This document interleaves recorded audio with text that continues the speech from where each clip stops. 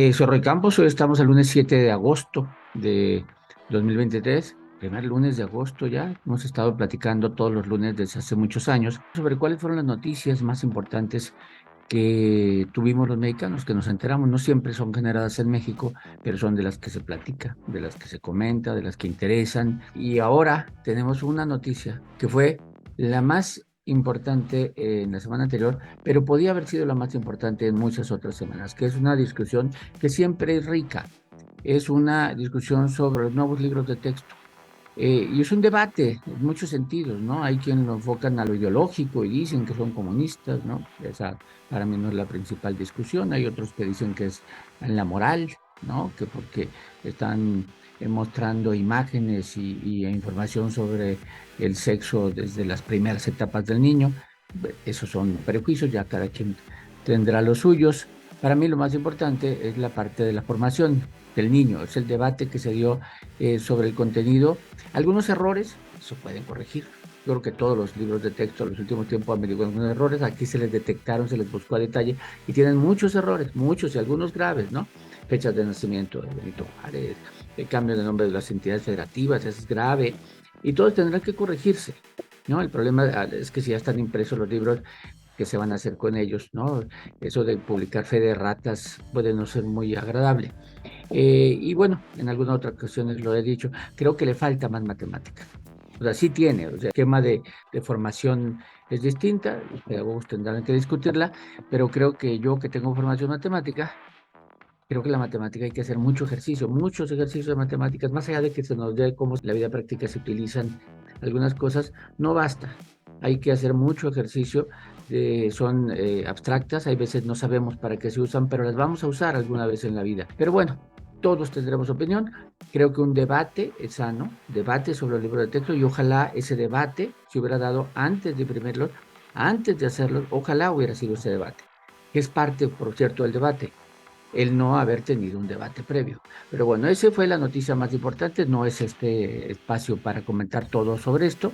El segundo es el de un golpeador, un abusivo, criminal señor, que sabiendo artes marciales, sabiendo golpear, sabiendo luchar, a un muchachito de 15 años lo golpea, entra a un restaurante de comida rápida a golpearlo porque no le gustó que le dijeran, fórmate, y lo golpea salvajemente, lo manda al hospital.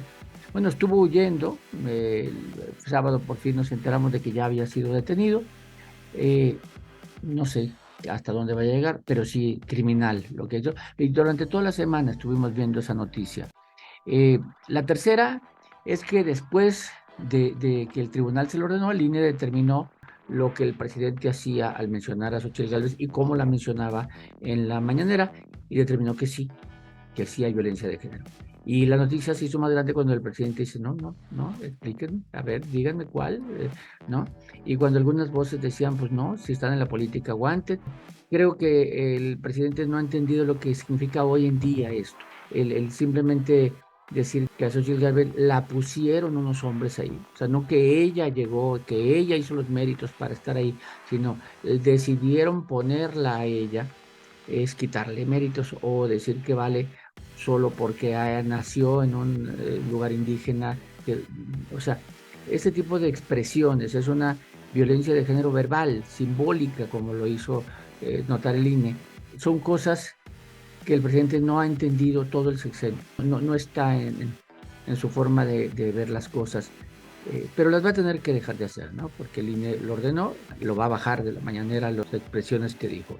Otra noticia de Estados Unidos, vino la noticia, otra acusación contra Trump. Cada vez se vuelve más complicado la situación de Trump legal. Las leyes de allá son distintas y podría llegar a ser candidato y presidente estando en la cárcel o estando acusado.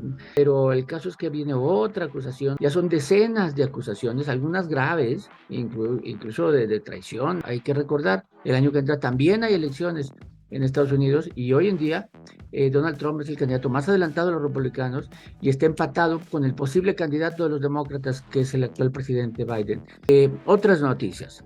A ver, seguimos en la política, la carrera de las corcholatas, por un lado, ¿no? Que va, hoy lunes cumple 7 semanas de las 10 que tienen diseñadas y luego harán su encuesta, y la carrera de los rentistas, que también tuvo sus aceleres un poco más intensos porque está por decidirse. Mañana acaba la recolección de firmas, el jueves será el foro de los que consigan las firmas y el viernes se inicia las encuestas para seleccionar a los finalistas. Luego, la propuesta de López Obrador, yo no soy experto, pero no se me hizo muy inteligente, se me hizo como muy básica, de crear una super farmacia, una super bodega que esté aquí y que tenga todas las medicinas existentes del mundo, para que cuando se requieran en un lugar, o en un avión, en tren, en carretera, salgan y se entreguen a donde hagan falta.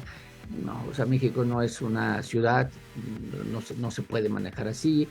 Eh, Eso de dar todas las super medicinas del mundo existentes y las que vayan a existir requieren refrigeración, tienen caducidades. O sea, así no funciona este tema. No soy experto, pero a los expertos tampoco les ha gustado mucho esta propuesta que es básica, ¿no? O sea, como si fueran tornillos. Otra que tiene que ver con seguridad, la noticia de que un día las tortillerías de Uruapan cerraron, y no por amenazas del crimen organizado, de que las iban a extorsionar, no, porque esos que ya las extorsionan, les dije, cierren, porque está entrando otro cártel y queremos que la autoridad reaccione para que no los deje entrar. Esto ya no es un Estado de Derecho, pero pues noticia, cerraron ante la instrucción de quienes los extorsionan, de que si no cerraban, sí les iban a hacer algo, lo tenían que cerrar para que no entrara otro cártel. Como diría ese libro que hizo famoso López Obrador en el 2018, ¿quién manda aquí? Para preguntarse ahí en Uruapan.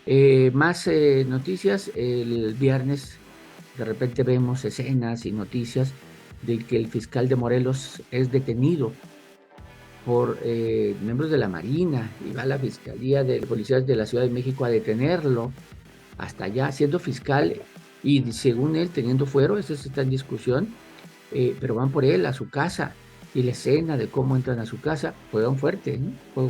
Juegan rudo. El fiscal de Morelos es adversario del actual gobernador y tuvo sus dimes y diretes sobre el caso de Ariana con la Fiscalía de la Ciudad de México. Seguramente va a salir estos días y va a tener que enfrentarlo, etcétera, pero lo tuvieron preso, ¿no? Y entró al reclusorio. Otra, la estudiante mexicana extraviada en Alemania, desgraciadamente apareció muerta, que fue noticia la semana pasada, volvió a ser noticia esta semana, pero con una muy, muy desagradable conclusión.